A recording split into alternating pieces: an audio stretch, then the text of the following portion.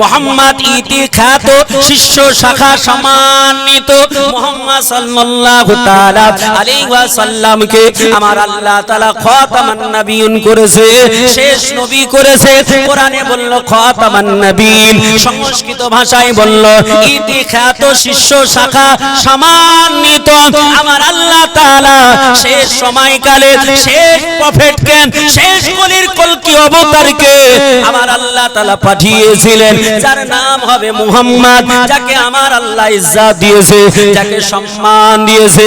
ও মুসলমানেরা, শুধু আমার কালাম কোরআন বলেনি, হিন্দু ভাইদের ধর্মগ্রন্থ এই বেদের মধ্যে বলা হলো, এমন করে কলকি পুরাণে বলা হলো, সম্বলে বিষ্ণু যশা আছে গৃহ পদ্রা ভাবা মহাম সমতং বিষ্ণু যশা গর্ভ মাধবশ্যমা। যারা বলুন, সংস্কৃত ভাষায় বলছে যে আমার আল্লাহ পাক আমার নবীকে সুম্বুল শহরে পাঠিয়েছিলেন। সুম্বুল মানে হচ্ছে মক্কাতুল মুকাররমা, শান্তিপূর্ণ শহরে পাঠিয়েছিলেন। আর কার মাধ্যমে পাঠিয়েছিলেন সেটাও আমার আল্লাহ পাক রব্বে কায়নাতের বান্দা মনীষী মনু তিনি বলেছেন, ওম নমস্তে নমা নমঃ সম্বলে বিষ্ণু যশা গৃহ পদ্রা ভাবা মহাম সমতং বিষ্ণু যশা গর্ভ মাধবশ্যমা। আল্লাহ রাসূল মুহাম্মদ রতং বর্ষং মিসাসারানি সমেসান্তরে ইতি খ্যাত শিষ্য শাখা সম্মানিত।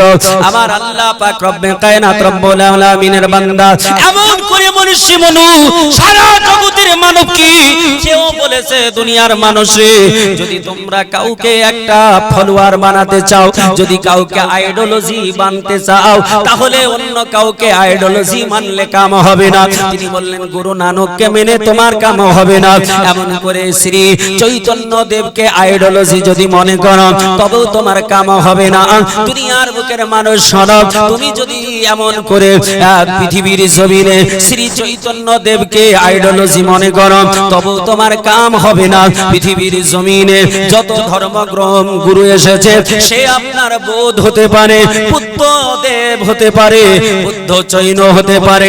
এমন করে পৃথিবীর জমিনে যত রকমের বাবা এসেছে, সব বাবা যে হোক না কেন, এই দুনিয়ার বুকে যত মহামানব এসেছি এগুলোর মধ্যে কেউ আপনার গ্যালিলিও হতে পারে, কেউ আইনস্টাইন হতে পারে, কেউ এমন করে অ্যারিস্টটল হতে পারে, কেউ আপনার ইবনুল হাইসাম হতে পারে।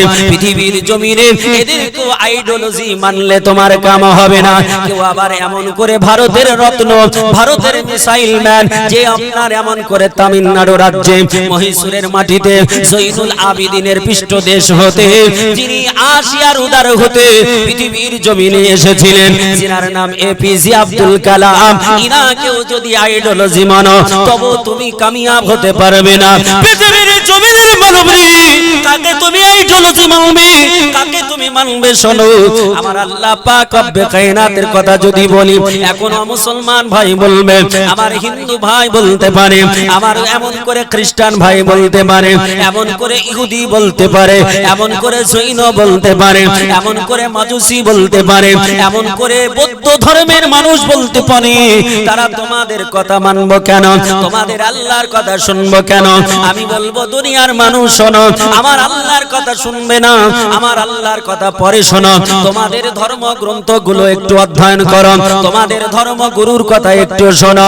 তোমাদের ধর্মগুরুরা তারা কি বলেছে এদিকে যদি লক্ষ্য করো, তোমাদের ধর্মগুরুকে যদি আইডিওলজি মনে করো তাহলে আমার নবীকে করা লাগবে, কারণ তোমাদের ধর্মগুরুর নাম হলো মনীষী মনু। এই মনীষী মনু তিনার আপনার লিখিত কিতাব, তিনি হচ্ছেন মহা আপনার গুরু। সারা সনাতনী যত দুনিয়াতে সনাতনী আছে, সনাতনী কাদের বলা হয়? যারা আমরা বলতে চাই আমরা হিন্দু, আসলে হিন্দু বলে কোনো আপনার ধর্ম নেই, ওই ধর্মটার নাম হলো সনাতন ধর্ম। এই সনাতন ধর্মের যিনি প্রবর্তক, সনাতন ধর্মের যিনি নেতা, তিনি বললেন দুনিয়ার মানুষের শোনো, যদি আইডিওলজি কাউকে মানতে চাও, ওই মানুষটা দুনিয়ার অন্য কেউ হবে না, ওই মানুষটা হবে মুহাম্মাদুর রাসূলুল্লাহ সাল্লাল্লাহু তাআলা আলাইহি আলাইহি ওয়াসাল্লাম। জোরে বলি সুবহানাল্লাহ। ও মুসলমানেরা, ও আমার বাবুজিরা, ও আমার সোনার চাঁদ, ও আমার বাবজি, আমার মা খালা, শুনে যান, রাত্রিবেলা আমার নবীকে আইডোলজি কারা মেনেছিল। যারা আমার নবীকে আইডোলজি মানবে তারা ইহো জগতে কামিয়াব হবে, পর জগতে তাদের জন্য আমার আল্লাহ উন্নত মাকাম রাখবে। আমার নবী পাক 622 খ্রিস্টাব্দে, নবী আমার 622 খ্রিস্টাব্দে মক্কাতুল মুকাররমা পরিত্যাগ করে আমার নবী যখন মদিনাতুল মানওয়ারায় চলে গেলেন, মদিনাতে যখন নবী পাক চলে গেলেন, নবীকে মাননেওয়ালা তারা এক এক করে পাড়ি দিয়ে মদিনাতে আপনার পাড়ি জমাতে লাগলেন। এই মক্কাতুল মুকাররমাতে একটা যুবক ছিল, এই যুবকটার নাম হলো আব্দুল উজ্জা। আব্দুল উজ্জা বলল, ও দুনিয়ার বুকের মানুষ শোনো, আমি আবু জেহেলকে আইডোলজি মানি না, আমি আবু সুফিয়ানকে আইডোলজি মনে করি না, আমি উতবাকে আইডোলজি মনে করি না, আমি ওয়ালিদ বিন মুগীরাকে আইডোলজি মনে করি না, আমি সাইবাকে আইডোলজি মনে করি না। এমন করে পৃথিবীর জমিনে বর্তমানে যারা এখন আছে এদের আমি কাউকে আইডোলজি মনে করি না। ইতিপূর্বে যারা চলে গেছে আমি তাদেরকেও আইডোলজি মনে করি না। এই আব্দুল উজ্জা লোকটা, যার নাম হলো আব্দুল উজ্জা। আব্দুল উজ্জা মানে আপনাদের জানা আছে নাকি? আব্দুল উজ্জা মানে জানা আছে আপনাদের? জানা নেই। আব্দুল উজ্জা, আব্দুল মানে হলো বান্দা, আর উজ্জা হলো সেই জামানার একটা প্রতিমা পূজো, যেমন এখন আছে কালী, দুর্গা, সরস্বতী, আরো ইত্যাদি যেগুলো আছে, ওই রকম করে ওই সময়কার পূজাগুলোর নাম ছিল লাত, মানাত, উজ্জা, হাবাল, এগুলো নাম ছিল। এর মধ্যে হচ্ছে একটা উজ্জা। আব্দুল উজ্জা মানে উজ্জার বান্দা, মানে সেই প্রতিমার বান্দা। কেউ যদি কোনো প্রতিমার বান্দা হয় তাহলে আল্লাহর জান্নাত পাবে। জোরে বলুন পাবে। আল্লাহর সঙ্গে কেউ যদি কোনো বিষয়ে শরীক স্থাপন করে কোনোদিন সে জান্নাতে যাবে না। আল্লাহ তাআলা রব্বে কায়নাত রব্বুল আলামিন তিনি বলেছেন, দুনিয়ার বুকে মানুষ শোনো, আশরিকু যুলমুন আযীম, সবচাইতে বড় গুনাহ তার নাম হচ্ছে শিরক। শিরক করলে কি জান্নাত যাবে না। এই ছেলেটা তার নাম হলো আব্দুল উজ্জা। তাহলে নামের সঙ্গে শিরক রয়েছে। আমার আল্লাহ পাক রব্বে কায়নাত রব্বুল আলামিন তিনার নবী বিশ্ব রাসূল যখন 622 খ্রিস্টাব্দে মক্কাতুল মুকাররমা পরিত্যাগ করে যখন মদিনাতুল মানওয়ারাতে পাড়ি দিয়ে দিলেন, নবী পাককে মাননেওয়ালা যারা ছিল, নবী পাককে যারা ফলো করত, ফলোয়ার যারা ছিল, তারা এক এক করে মক্কাতুল মুকাররমা থেকে প্রায় 420 কিলোমিটারের রাস্তা কেউ ঘোড়াতে চেপে গেল, কেউ উটের পিষ্টে চেপে গেল, কেউ গাধার পিষ্টে চেপে গেল, কেউ পায়ে হেঁটে হেঁটে আপনার অক্লান্ত পরিশ্রম করে সুদূর মদিনাতুল মানওয়ারায় পাড়ি দিল। ও মুসলমানেরা রে, এই আব্দুল উজ্জা লোকটা, এই ছেলেটা মাত্র 18 বছরের যুবক। 18 বছরের যুবক ছেলেটা আমার আল্লাহ তাআলা পৃথিবীর জমিন থেকে তার পিতাকে শৈশবকালে উঠিয়ে নিয়েছে। আমার আল্লাহ শৈশবকালে তার আল্লাহ পৃথিবী থেকে পিতাকে উঠিয়ে নিয়েছে। পৃথিবীর জমিনে যার পিতা নেই, পৃথিবী থেকে যে ছেলেটার বাবা মারা যায়, ওই ছেলেটাকে আমরা ইয়াতীম বলে থাকি নাকি? আমরা ইয়াতীম বলি কিনা? আমার আল্লাহ পাক রব্বে কায়নাত বললেন, তোমরা ইয়াতীমের মাল খাবে না, ইয়াদুল ইয়াতীম। আমার আল্লাহ ইয়াতীমের কথা বলেছি, শুধু আমার আল্লাহ বলেনি, আমার নবীও বলেছে, ও পৃথিবীর জমিনের মানব, তোমরা ইয়াতীমের মাল ভক্ষণ করবে না, ইয়াতীমকে কষ্ট দেবে না, ইয়াতীমের সম্পদ নিয়ে নেবে না, ইয়াতীমকে তোমরা ভালোবাসা দেবে, ইয়াতীমকে মহব্বত করবে। ইয়াতীমকে যদি কিছু না দিতেও পারো, আমার নবী বললেন, যদি তুমি মাথায় একটু হাত বুলিয়ে দাও, তার মাথায় যতগুলো চুল থাকবে প্রতিটা চুলের বিনিময়ে আমার আল্লাহ তোমার নামায়ে আমালে আল্লাহ নেকি লিখে দেবে। জোরে হাত উঠিয়ে বলুন ইয়া রাসূলুল্লাহ। ও মুসলমানেরা, আমার আল্লাহ পাক রব্বে কায়নাতের নবী আমার রাসূল পাক সাল্লাল্লাহু তাআলা আলাইহি ওয়া সাল্লাতু তাসলিমকে ফলো করেছিলেন, যিনি ফলোয়ার মেনেছিলেন তিনি। এই আব্দুল উজ্জা যায় নবী পাককে আইডোলজি মনে করেছিলেন। তাই তো যখন নবী চলে গেল, নবীকে আর মক্কায় দেখা যায় না। কোন মানুষ আপনি যদি এখন লক্ষ্যপাত করেন, কোন ফুলের বাগানে যান, যদি আপনি এমন করে মুর্শিদাবাদ ডিস্ট্রিক্টে যে আপনার একখানা সুন্দর গার্ডেন আছে, যেটাকে মতিঝিল পার্ক বলা হয়, এই মতিঝিল পার্কে যদি ঢুকে যান, দেখবেন গোলাপ ফুল কত সুন্দর ফুটে আছে, করবী ফুল কত সুন্দর ফুটে আছে, টগর ফুল কত সুন্দর ফুটে আছে, জবা ফুল কত সুন্দর ফুটে আছে। প্রজাপতি গুলো অন্য কোথাও যায় না, অন্য কোথাও বসে না, প্রজাপতি গুলো ফুলের উপরে গিয়ে বসে, মৌমাছি গুলো ফুলের উপরে গিয়ে বসে। ও মুসলমান, সে ফুলের পরে কেন বসে? ফুলকে কেন ভালোবাসলো আপনার কি জানা আছে? ও মুসলমান শোনো, ওই বাগানে তো অন্য অনেক গাছ রয়েছে, ঝাউ গাছের উপরে যাই না, আপনার এমন করে পাতাবাহারের উপরে যাই না, এমন করে দেবদার গাছের উপরে যাই না, ফুলের উপরে ছুটে ছুটে যায়, ফুলের সুগন্ধে মনটাকে ভরিয়ে নেয়, ফুলের সুগন্ধে মনটাকে ভরিয়ে নেয়, আর ফুলের মধু খেয়ে জীবনকে আপনার ধারণ করতে থাকে।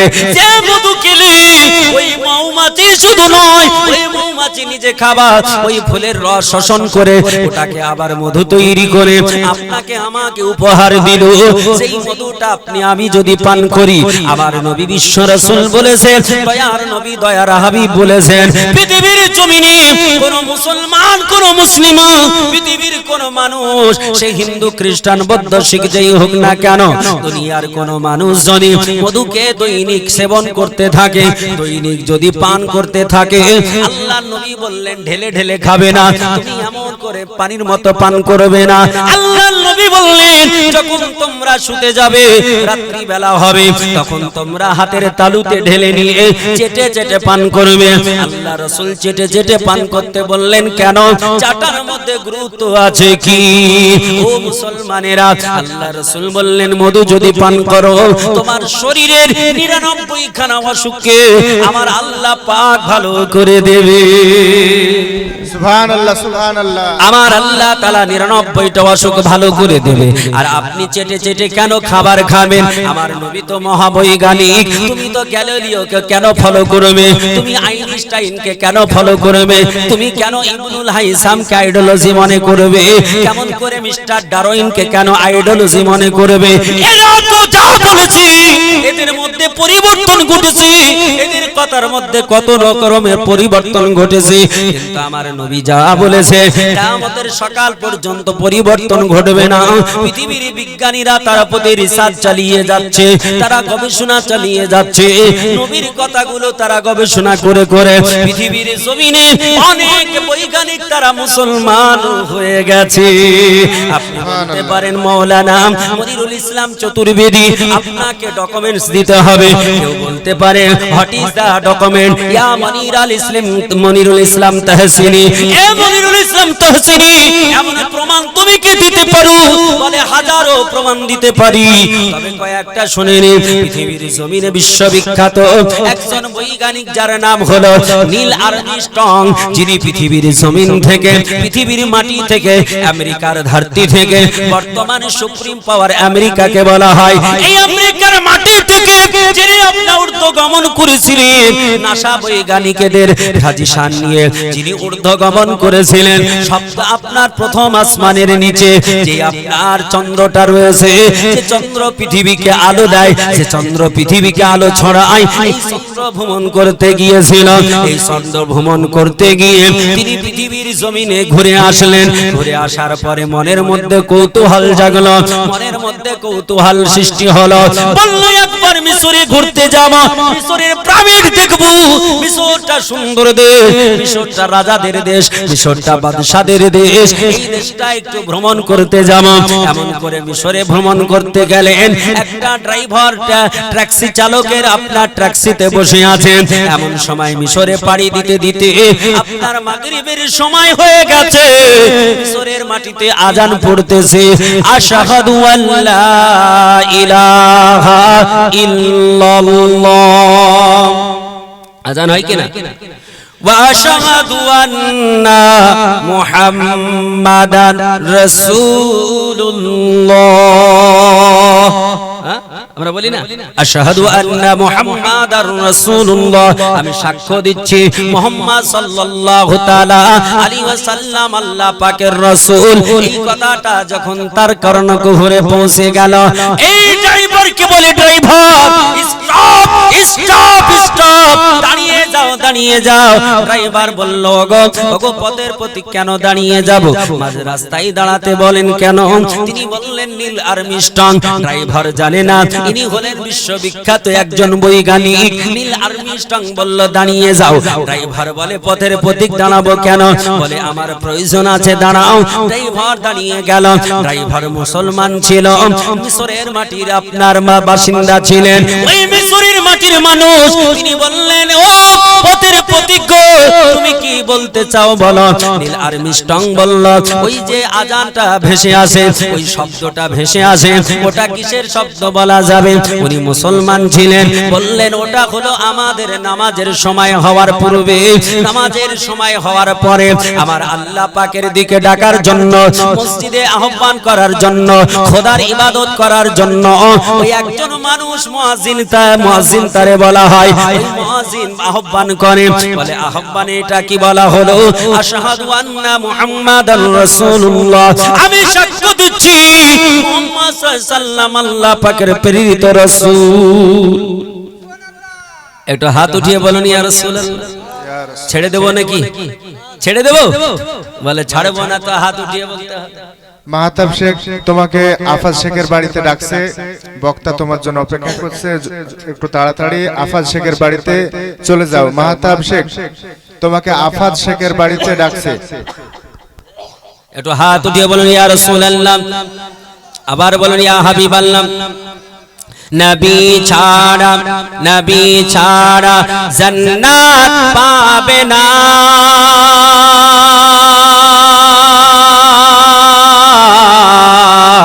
প্রিয় নবীকে ভোলা যাবে না। জোরে বলো, নবী ছাড়া জান্নাত পাবে না, প্রিয় নবীকে ভোলা যাবে না। আল্লাহ বলেন পবিত্র কোরআনে,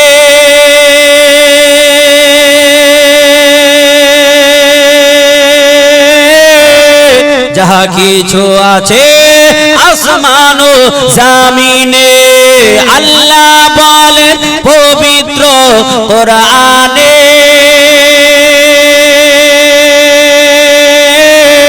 যাহা কিছু আছে আসমান ও জমিনে, সব কিছু তোমার অধীনে,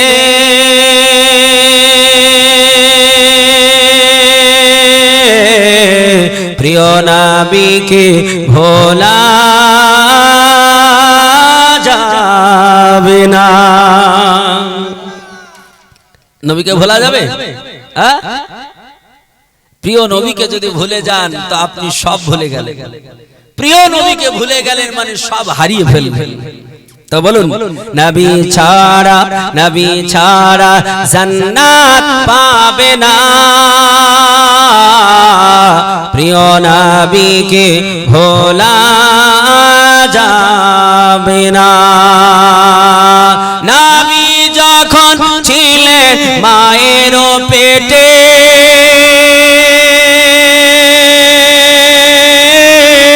নবী যখন ছিলেন মায়ের পেটে, বাবা গেলেন ব্যবসাতে, আসার পথে ফিরে এলেন না,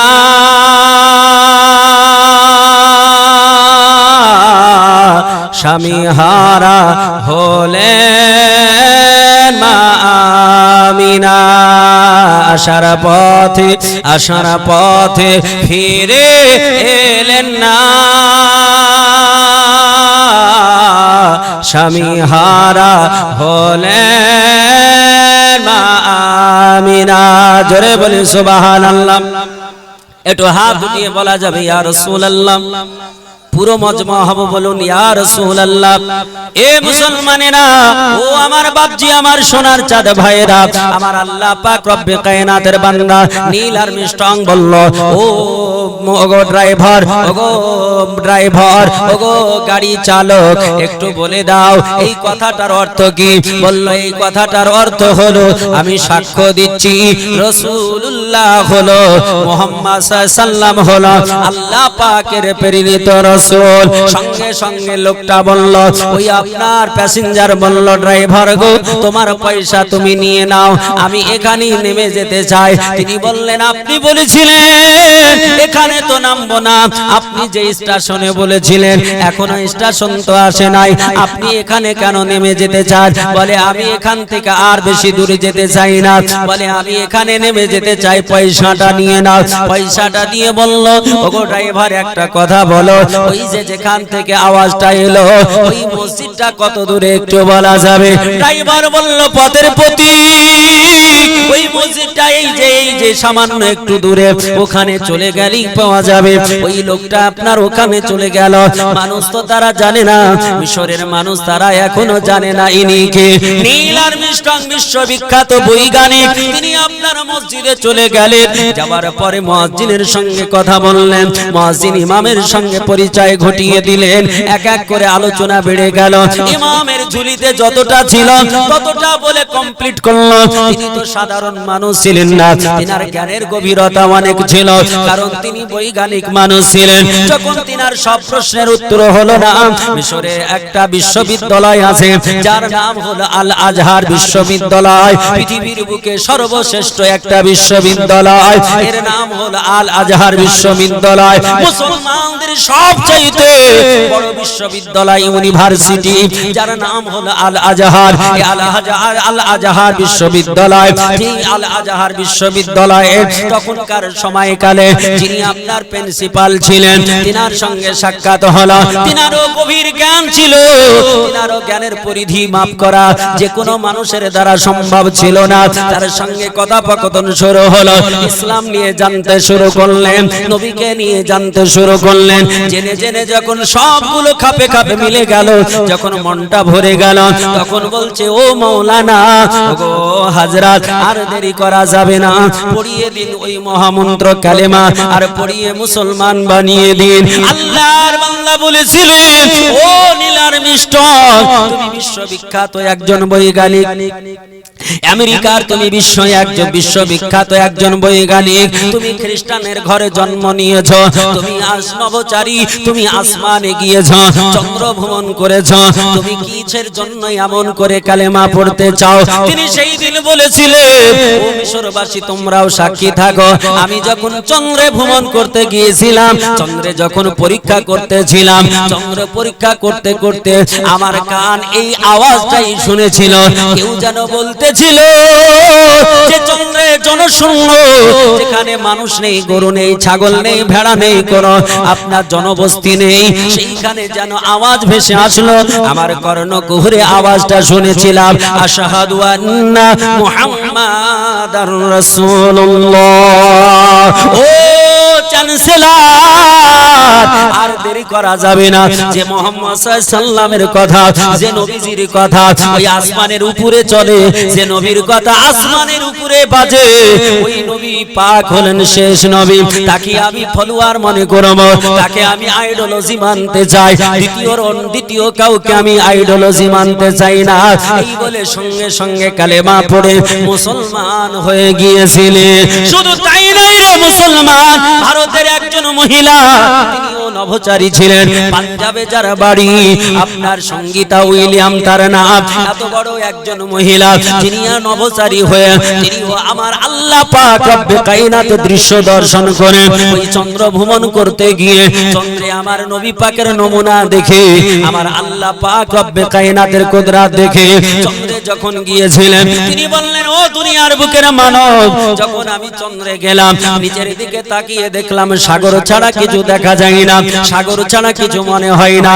কারণ আপনিও যদি প্লেনে চাপে, প্লেনে যখন উঠবেন দেখবেন প্লেন যখন আপনার 20,000 ফুট বা 25,000 ফুট উপরে চলে যাবে, যখন 30,000 ফুট উপরে যাবে, আপনি আপনার এই এলাকায় তাকিয়ে দেখবেন আপনার বর্ডার এলাকার কোনো কিছু দেখা যাবে না, মনে হবে পুরোটা জল ছাড়া কিছুই নাই। শুনলে জল ছাড়া কিছু বোঝা যাবে না।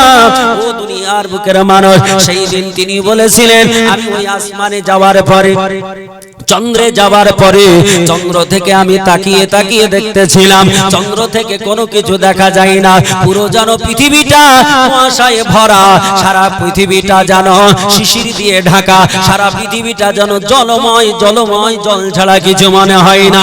কিন্তু আল্লাহর কসম, আল্লাহর কসম দিয়ে বলি, আমি চন্দ্র গিয়ে দেখলাম দুটো লাইট দেখতে পেলাম। এই দুটো লাইট আমার নজরে আসলো।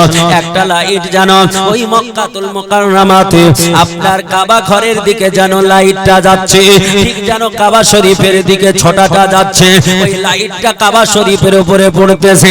আর আরেকটা লাইট দেখলাম ওই মদিনাতুল মুনাওয়ারায় বাদে খাজরার উপরে লাইটটা পড়তেছে। তিনি বলতেছেন যে আসমানের উপর থেকে, চন্দ্র থেকে পৃথিবীর কোনো কিছু দেখা যায় না, সেখান থেকে যদি কাবা দর্শন করা যায়, সেখান থেকে যদি রাসূলুল্লাহ রওজা দেখা যায়, ওই কাবা এবং ওই রওজা পাকে যিনি আছেন ইনি ছাড়া পৃথিবীর সত্যবাদী আর কেউ হতে পারে না। ও মুসলমানেরা রে, এই জন্য যুগে যুগে শুধু এখন ইনি তো বৈজ্ঞানিক, নিজের ক্ষমতার বলে তিনি রিসার্চ গবেষণা করে তিনি মুসলমান হয়ে গেলেন, কিন্তু আব্দুল উজ্জা তিনি বিজ্ঞানী ছিলেন না, কোনো আপনার লজিক ম্যান ছিলেন না, তিনি সাহিত্যিক ছিলেন না, তিনি আপনার এমন করে কোনো আইডিওলজি, কোনো আপনার এমন করে বিখ্যাত ব্যক্তি ছিলেন না, কোনো আলিম ছিলেন না, জ্যোতিষীবিদ ছিলেন না, কোনো কিছুই ছিলেন না। আমার আল্লাহ পাক রব্বে কায়নাতের বান্দা, তিনার দিলের মধ্যে নবীজির ভালোবাসা ছিল। তিনি বললেন, ও দুনিয়ার মানুষ, আমি কাউকে আইডিওলজি মনে করি না, আমি একমাত্র নবী মুহাম্মদ সাল্লাল্লাহু আলাইহি সাল্লামকে আমি আইডিওলজি মনে করি। আমার নবী তিনার জামানায়, আমার নবী পাকের সময়কালে, আমার রাসূলুল্লাহ হায়াতে যখন দুনিয়ায় ছিলেন, সেই সময়কালে আব্দুল উজ্জা বলল আমি আর মক্কা নগরে থাকবো না, মদিনায় পাড়ি দিয়ে দেব।